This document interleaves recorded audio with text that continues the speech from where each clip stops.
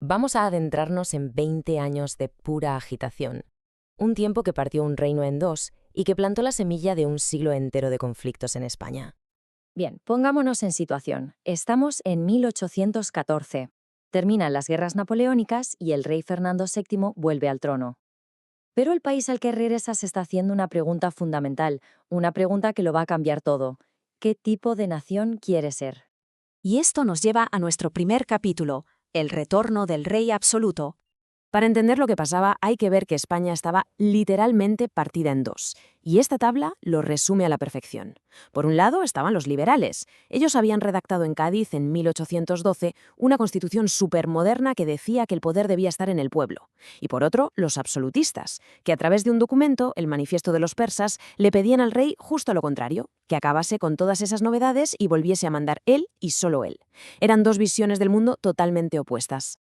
Y Fernando VII, que contaba con el apoyo de un campesinado muy tradicionalista y de la Iglesia, pues no se lo pensó dos veces. Rompió la Constitución, recuperó todo el poder para sí mismo y lanzó una represión brutal contra cualquiera que sonase a liberal. El péndulo político se fue de golpe hacia la derecha más dura. Pero claro, la historia no termina ahí, ni mucho menos. Los liberales no se iban a quedar de brazos cruzados, y su contraataque dio lugar a un periodo breve pero intensísimo, el Trienio Liberal. A ver, después de varios intentos fallidos de levantamiento, por fin uno cuaja. En 1820, un golpe militar liderado por Rafael de Riego consigue su objetivo. Obliga al rey a aceptar la Constitución de 1812. Y el péndulo del poder de repente se va con la misma fuerza hacia el otro lado, hacia la izquierda. Y durante esos 3 años, el nuevo gobierno liberal se lanzó a una carrera de reformas. Fue una auténtica avalancha. Su objetivo era clarísimo: desmontar las estructuras del antiguo régimen y hacerlo lo más rápido posible. Claro, todo este experimento tan radical empezó a poner muy nerviosas a las monarquías absolutistas del resto de Europa, y el rey Fernando, que mientras tanto pedía ayuda en secreto, pues estaba a punto de conseguir su venganza. Y esa venganza, ojo, llegó con un número: 125.000. 125.000 soldados franceses, nada menos. Eran los llamados 100.000 hijos de San Luis, enviados por la Santa Alianza con un único objetivo: aplastar al gobierno liberal y devolverle el poder absoluto al rey, una fuerza militar imparable.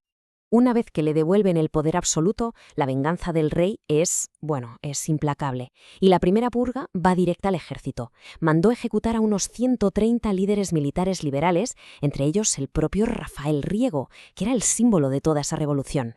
Pero la cosa no se quedó ahí, ¿qué va? La represión se extendió a toda la sociedad. Hablamos de unas 60.000 personas civiles que fueron purgadas. ¿Qué significaba esto? Pues que perdieron sus trabajos, sus propiedades, su libertad. El rey se dedicó a borrar hasta la última huella de aquel gobierno liberal. A este periodo, como es lógico, se le conoce como la década ominosa. Y fue exactamente eso. El péndulo de la historia volvió con una violencia tremenda, y esa división en la sociedad española se hizo más profunda que nunca, una herida que marcaría todo el siglo. Y es que esa división política estaba a punto de explotar de la peor manera posible, convirtiéndose en una crisis por la sucesión al trono. Lo que era un conflicto nacional se iba a convertir en una pelea familiar por la corona. A ver, para entender lo que viene ahora, hay un dato clave: la ley sálica. Esta era la norma de sucesión en España y básicamente decía que las mujeres no podían reinar si había un hombre en la línea de sucesión, aunque fuera un familiar más lejano. ¿Qué significaba esto en la práctica? Pues que el heredero de Fernando VII era su hermano, Carlos, que era ultraconservador y de hecho el ídolo de los absolutistas. Pero claro, en 1830 pasó algo que lo cambió todo. El rey se enteró de que su mujer, María Cristina, estaba embarazada y tomó una decisión que iba a darle la vuelta a la historia de España. Lo que hizo fue publicar la Pragmática Sanción. ¿Y esto qué era? Pues un decreto que, en la práctica, anulaba la ley sálica, permitía que su primogénito heredara el trono, sin importar si era hombre o mujer. Y efectivamente, poco después nació su hija, Isabel. De la noche a la mañana se convertía en la nueva heredera, y su hermano Carlos, pues quedaba fuera de juego. Y con esto, el rompecabezas encaja.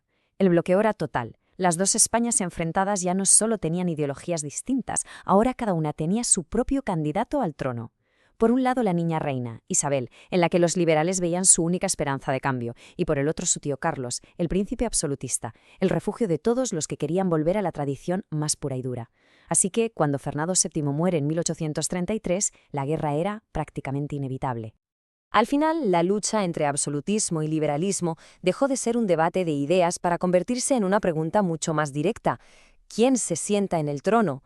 Una pregunta que ya no se iba a responder en las Cortes, sino en el campo de batalla, con la sangre de la primera guerra carlista.